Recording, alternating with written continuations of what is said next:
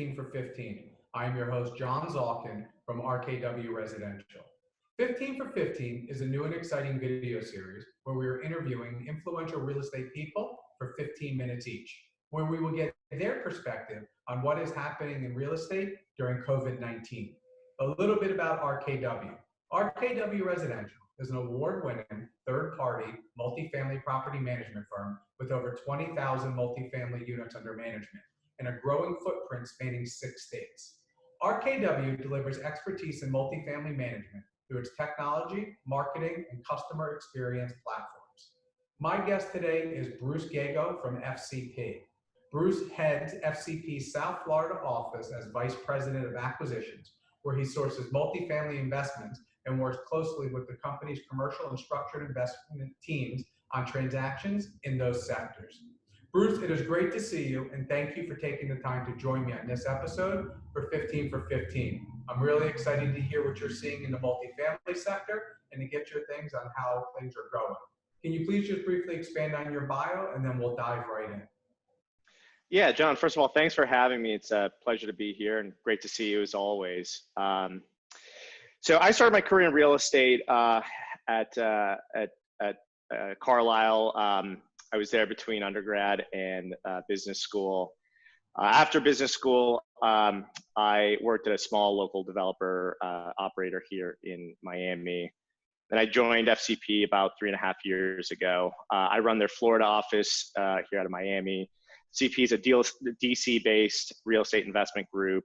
We've bought or built 35,000 units throughout our 20-year history. We invest in some commercial as well. We own about 2,500 units in Florida. We entered the market here a few years ago. Most of that's Class B and C workforce housing. And on the development side, we invest is joint venture equity or development mezz or pref. That's great. Well, as I said before, I'm happy you joined us. You and I go back a little while and talk all the time. Yeah. You know, from the institution, I'd like to talk something a little differently here about the institutional side.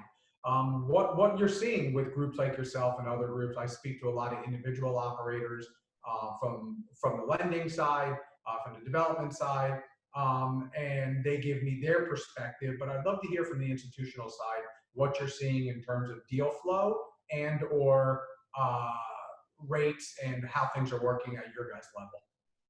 Yeah, candidly, deal flow in multifamily has ground to a halt. There's just nothing going on right now. Sellers really can't maximize value in this environment. And so we actually had a couple deals in other markets that we pulled that were for sale just because there's no way to maximize value in this environment. And buyers right now, you know, they're looking for distress. I mean, we all know there's going to be a very severe, hopefully short recession coming up here. And so it's, you know, tough to get aggressive when underwriting, you know, let's say just rent growth assumptions. So you got to pull that back a little bit. So the bid-ask spread is just too wide, and therefore there's just nothing going on right now from a transactional perspective, at least in the institutional world. I'm hearing of some smaller private deals that are continuing to get done, but nothing really on the institutional side. And what are you seeing in terms of people bringing you mezz pieces, pref? Because I know you guys deal in all different, you know, parts of the stack. You know, I know there are some things happening out there. Are you seeing anything happening on that side from the debt perspective? Yeah, so the couple deals that I've been seeing fall into 2 different categories. One is an operator has got a deal hard with, you know, millions of dollars potentially, and under contract, and their equity partner walked. And so they need to close the deal. And so while they may be looking for joint venture equity, that may not be available. And so, you know, you start talking about maybe offering a preferred equity or mezz piece. And of course, that's going to require them to fund a lot more equity than they were initially hoping. So those deals are tough to get done. And I'm seeing kind of the same thing on the development side, where developers either on the hook to close a piece of land, or maybe they own the land, but they want to break ground, and their equity partner walked. And it's kind of a similar situation. I'm seeing those deals cross my desk. And, you know, it's really tough right now to, as I mentioned, to underwrite positive rent growth. So there's going to just need to be a reset in expectations from the developer's perspective. And I think those are the deals that end up getting done. Do you think there'll be a reduction in price in regards to construction because materials aren't as sought after to offset maybe some of the rent growth that they're not going to get? Yeah, that's a great question. I've been spending a lot of this time surveying other developers who are kind of seeing this in real time.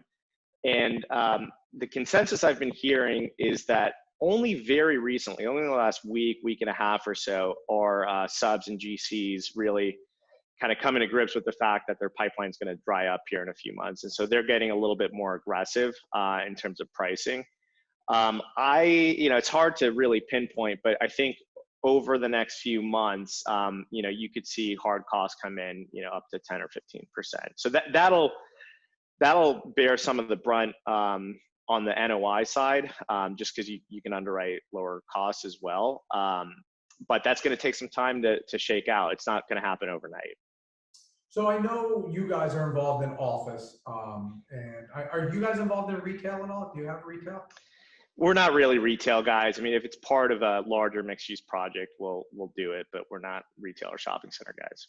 So I want to just have a general conversation. I know you, very smart guy, been involved in all aspects of real estate and understand that part of the conversations that I'm starting to hear, and this is going off the board here a little bit, but I figured, hey, I've done enough of these interviews now where the traditional questions, as I was saying to you before, and probably to the last 20 phone calls I've had in the past 3 days, is I've never seen so many smart people have no idea what's going on.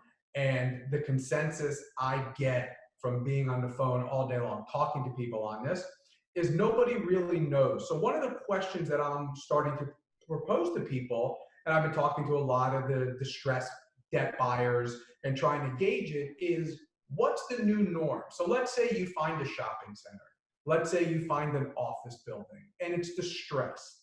And you say to yourself, wow, I can buy this for X amount of dollars a square foot, where in the downturn, it was always, I can buy this because replacement cost is Y, right? So I can buy it for X, but replacement cost is Y. So there's a spread here. It makes sense. I have to buy the asset, and people are doing it.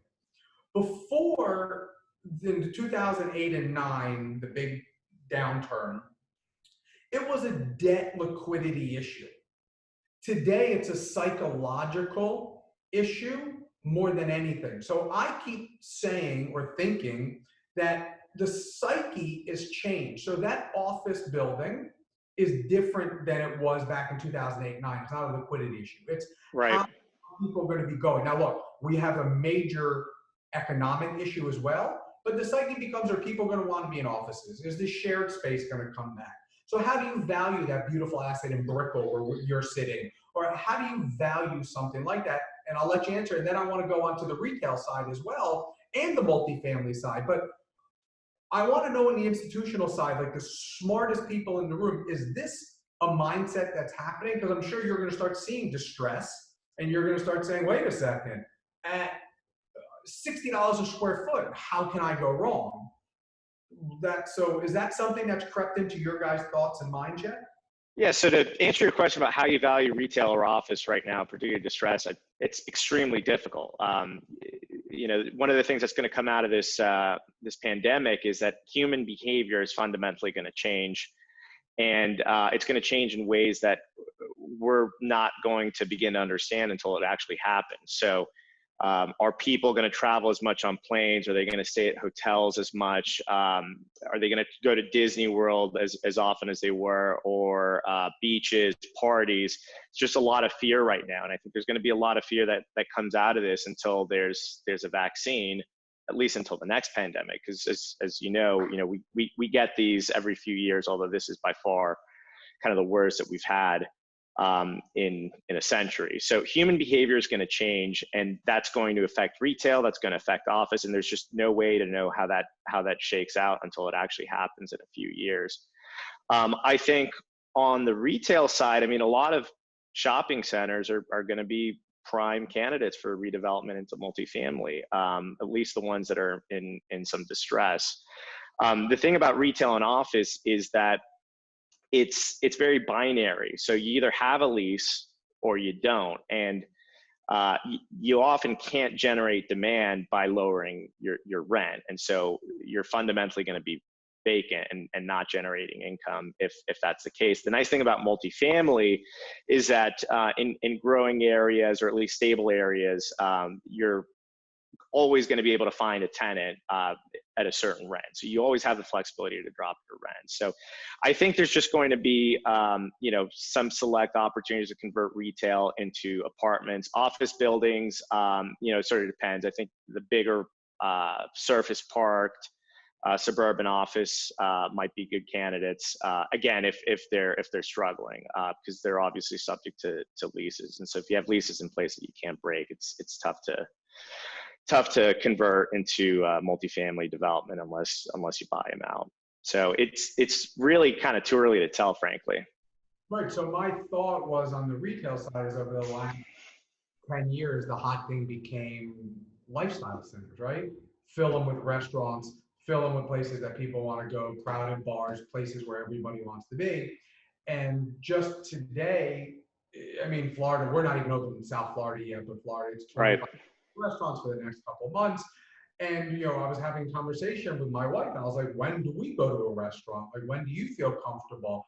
And I just think that, and I'm coming from the distress side here, that I think things won't transact so quickly because everybody is so like, well, I don't know what I'm going to do with this, but I know I can do something. And I think you brought up a very valid, smart point. And I know a lot of our clients, and you guys, everybody's already starting to do that pre-COVID, was look to how do we park on multifamily on these 10-acre sites, because in at least concentrated areas where we do business, South Florida and Central Florida, or on the west coast of Central Florida, there's not a lot of land, more or less, to build the 3-story garden where you can find some affordability. So I think they have that where you take 12, 14-acre center, cut in half, build the multi on half, and then try to figure out, because at some point we will want mid to late 90s. I know I'm showing my age.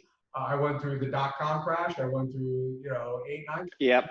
First time that the psyche of the people crash. So I think it's going to be very interesting to see. So I look forward to see how you smart institutional people figure it out, and hopefully you'll build a lot of multi and we can manage it for you. Absolutely. And look, I think, what a lot of people don't realize is this is going to be rough. I mean, GDP in the US Q1, just the results just came out a couple of days ago. It's down 4.8%. We're obviously going to be headed in a recession. Economists are saying Q2 is going to be down 30%. I mean, these are Great Depression type figures. So very, very concerned. And in places like Orlando, which pre-COVID was a market we really liked, I mean, it's going to be a tough slog here. So hopefully they snap back pretty quickly. Yeah, no, absolutely. And, Orlando's interesting. I was reading the article that said that Orlando's Disney is much more dependent on foreign and travel. I think it's 85%. Right. The one in Los Angeles and Anaheim. So it should be interesting to see when this, but my thinking is if you're outside and you're not on rides and you want to ride the 3-year-old at some point over the next year or two, she's going to want to go, and you go get in a car, you drive 3 hours and you're in Orlando. So I'm hoping that picks back up. And Orlando's done a good job over the past 20 years, really 10 years, of diversifying it. Right. Yep. That's huge. Yeah. So we'll see. Look, Bruce, I told you 15 minutes flies by, and I really appreciate you coming on. Of course. I have my thing called the lightning round. You ready to answer some questions? Sure. Yes and no's? Fire away. Does the 10-year Treasury close over or under 1% by the end of the year? Under. Next time you were on an airplane, over or under 90 days? Under. Next time you attend a networking event, over or under 90 days? Under. I like the bullishness. Next, dinner at a restaurant with a client, over under 90 days. Under. Will Trump win or lose? Biden is such a weak candidate, so I find it hard to see Trump losing. But we'll see what happens here with the economy and COVID here in the next few months. Does the stock market end over or under 20,000 by the end of the year? Over. You think you'll be on a vacation in the next 6 months? Yes. Bruce, thank you so much. I really want to thank you for joining me on this episode of 15 for 15. That was fun. It's a pleasure. Everyone, we hope you all stay safe and practice social distancing and make sure to wash your hands. If you have any questions or would like to find this video, please visit rkwresidential.com.